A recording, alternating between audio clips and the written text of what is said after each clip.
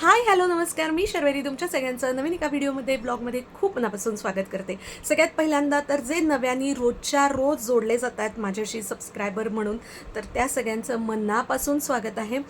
तुम्ही जर कमेंट्समध्ये मला तुमचं नाव आणि तुम्ही कुठून बघता आहात हे कमेंट्स करून सांगितलं तर मला आवडेल तुमच्या सगळ्यांची नावं इथे मेन्शन करायला व्लॉग्समध्ये आणि व्हिडिओजमध्ये. तर ज्यांना ज्यांना आवडेल असं मी तुमचं नाव आणि तुमचं गाव शहर मेन्शन केलं तर त्यांनी प्लीज मला कमेंट्स करून नक्की सांगा.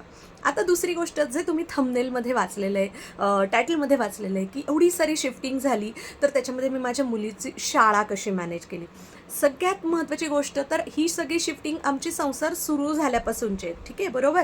तर पहिली तर 3-1 वर्ष तुम्ही अशीच 2.5 वर्ष अशीच सोडा की जेव्हा आपण काय मुलं घरीच असतात, म्हणजे जन्म होतो मग बाळ असतात वगैरे वगैरे, म्हणजे आपण त्यांना घरीच शिकवतो राईट. मग नर्सरीला वगैरे खेळगट आणि play group, senior K G junior K जी, छोटा गट मोठा गट ह्या सगळ्या गोष्टी असतात. तर त्याच्यामुळे ते जेव्हा तो जो पिरियड होता तर तिचा वेणूचा, तेव्हा आम्ही डेहराडूनवरून परत आलो होतो. मी तिला ऑलमोस्ट 1.25 वगैरे वयालाच मी तिला घातलेलं होतं खेळगटामध्ये नर्सरीला. आणि ते अगदीच घराजवळची एक छोटीशी शाळा, म्हणजे 1 तास 2 तास, आणि जस्ट आपल्याशिवाय मुलांना राहण्याची सवय म्हणा. त्याचबरोबर काय असतं की आपलं आपलं थोडंसं हाताने खायचं आणि असं एवढीच सवय, ठीक आहे. तर त्यासाठी तिथे मी तिला घातलं होतं घराजवळच्या शाळेत. झालं. आणि मग राहिला आता प्रश्न की जेव्हा मग तिचं senior K G junior K जी आणि हे सगळं सुरू झालं तर तोपर्यंत तर आम्ही आमच्या घरात शिफ्ट झालो होतो. म्हणजे जर तुम्ही तो क्रम मागच्या व्हिडिओमधला नीट ऐकलात तर तुम्हाला असं लक्षात येईल की जेव्हा तिचं senior K G junior K जी आणि पहिली इयत्ता होती तेव्हा आम्ही आमच्या घरात राहत होतो. स्वतःचा जो 1 BHK घेतला होता तिथे आम्ही राहत होतो. त्याच्यामुळे प्रश्नच नव्हता, आपलं स्वतःचं घर सेटल झालेलं आहे, त्यानुसार आम्ही तिला शाळेत घातलं होतं. मग नंतर एक मध्ये कोविड आणि तो सगळा पिरियड गेला राईट. आणि म्हणजे त्याच दरम्यान गेला, ठीक आहे, त्याच दरम्यान जेव्हा आम्ही आमच्या त्या 1 BHK मध्ये राहत होतो त्याच दरम्यान गेला. आणि माझ्या आणि माझ्या नवऱ्याच्या मनामध्ये असं होतं की आम्हाला खूप इच्छा होती की तिला होमस्कूलिंग करण्याची, पण आमच्या असंही म्हणत होतं की तो डिसिजन तिने घ्यावा, म्हणून आम्ही तिला शाळेत घातलं होतं, तिला शाळेचा एक्सपिरियन्स घेऊ दिला.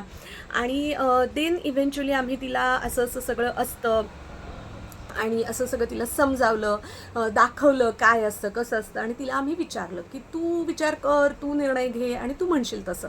तुला जर हे शाळेत जाणं कंटिन्यू करायचं असेल, आवडत असेल तर आपण ते करू, नसेल नाही तर आम्ही जे म्हणतोय आम्हाला जे तुला पोहोचवायचं आहे तुझ्यापर्यंत अशा प्रकारे पण शिकता येतं तर ते करायचं असेल तर आपण ते करू, असं आम्ही तिला सांगितलं. मग तिने तो थोडासा विचार केला, काही दिवस, एक 8-1 दिवस वगैरे विचार केला.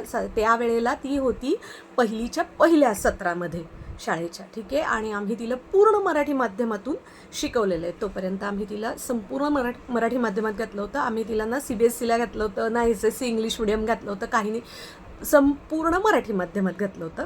कारण आमचं पहिल्यापासून दोघांचं हे मत होतं की आपल्या मातृभाषेतूनच आपलं जे मुलं आहे त्याचं शिक्षण झालं पाहिजे. आणि मग आम्ही तिला हे सांगितलं. मग तिने काही दिवस घेतले विचार करायला. आणि मग तिने आम्हाला काही प्रश्न विचारले, त्याचे आम्ही तिला व्यवस्थित उत्तरं दिली नीट. आणि मग त्याच्यानंतर तिने डिसिजन घेतला की ओके, मला आवडेल होमस्कूलिंग करायला. आणि मग आम्ही तिचं होमस्कूलिंग सुरू केलेलं आहे, सो दॅट त्याच्यानंतर मला कधी तिच्या शाळेचा प्रश्नच आला नाही, कारण की तिचं घर हीच तिची शाळा आहे. ओके, तर तुम्हाला ह्या प्रश्नाचं उत्तर मिळालेलं असेल. मला श्वेतानेच कमेंट करून विचारलं होतं की मी शिफ्टिंग दरम्यान तिची शाळा आणि हे सगळं रुटीन कसं मॅनेज केलं. त्याचं उत्तर होप तुम्हाला मिळालं असेल. आता आजच्या ब्लॉगला आपण सुरुवात करूयात. आता तुम्हाला घड्याळ दिसतंय ऑलमोस्ट 8:15 वाजलेले आहेत आणि आज मी स्टील इथेच आहोत. एक तर आज एकादशीचा उपवास धरलेला आहे मी, अधिक मासातली एकादशी म्हणून मी उपवास धरलेला आहे. सकाळपासून अगदी कडक माझा उपवास झाला आहे. म्हणजे आत्ता 5-5:30ला कुठे ना मी थोडंसं फ्लेवर्ड मिल्क घेतलेलं आहे आणि केळं आणून ठेवलेलं आहे ब्लिंकिटवरनं मागवून. नंतर चला म्हणलं आता व्लॉगला सुरुवात करूयात. थोडीशी आज मला इथली आवराआवर पण करायची आणि काही वस्तू शोधायच्या आहेत. लेट्स सी सापडतायत का. ते शोधाशोधीचं काम तर मी जरा बाजूलाच ठेवलं. मी म्हणलं की आधी जरा सगळा बेड नीट करून घेऊ, स्वच्छ करून घेऊ आणि कपड्यांचं काम मार्गी लावूयात. मला हे एक खूप करायला लागतं. जेव्हा जेव्हा मी कपड्यांचं काही काम करते ना, मला आधी बेड परत एकदा नीट नेटका करायला आवडतो. मगच मी ते काम करते. का कोण जाणे माहीत नाही, पण ही गोष्ट केल्याशिवाय मला फ्रेशनेसच वाटत नाही. आणि कपड्यांचा मेंटेनन्स ठेवणं इतकी महत्त्वाची गोष्ट आहे. त्याचं सॅग्रिगेशन ठेवणं, घरातले वेगळे, बाहेरचे वेगळे, इस्त्री करायचे वेगळे. ह्या सगळ्या मेंटेनन्समुळे काय होत असतं माहिती आहे का, कारण आपण जेवढी स्किन केअर इम्पॉर्टंट आहे, जेवढा फिजिकल फिटनेस इम्पॉर्टंट आहे, मेकअप इम्पॉर्टंट आहे, तेवढंच आपल्या कपड्यांचा मेंटेनन्स इम्पॉर्टंट आहे. कारण कुठे ना कुठेतरी आपलं जे व्यक्तिमत्व आहे त्याचं प्रतिबिंब ह्याच्यामध्ये दिसत असतं की आपण कशा पद्धतीने कपडे घालतो, कॅरी करतो. ह्याच्यातून देखील आपल्या व्यक्तिमत्वाच्या खूप साऱ्या गोष्टी या रिफ्लेक्ट होत असतात. त्यामुळे त्या गोष्टींना नजरअंदाज करून चालत नाही. खूप लोकांना सवय असते असे बोळे करून कपडे कोंबून ठेवतात कपाटामध्ये, तर प्लीज तसं करू नका. छान व्यवस्थित घड्या घाला. ज्यांना इस्त्री करणं गरजेचं आहे तर त्या कपड्यांना इस्त्री करा. कारण बघा, माझं तर असं मत आहे की ही पण एक प्रकारची लक्ष्मी आहे. कारण आपण कष्टाने जो पैसा कमवतो तो देऊनच आपण हे कपडे विकत घेत असतो. मग ती एक आपली लक्ष्मी आहे असं मला वाटतं. त्याच्यामुळे मी माझ्या घरच्यांना पण नेहमी सांगत असते की नीट घडी करून ठेवा. मधले कुठले काढायचे असतील त्या गठ्ठ्यातून कपडे, तर आधीचे वरचे नीट उचला आणि मग काढा. तर तुमची याबद्दलची संकल्पना मला कमेंट्स करून नक्की सांगा. आजचा व्हिडिओ कसा वाटला मला कमेंट्स करून नक्की सांगा. पुन्हा भेटू. Thanks for watching and bye.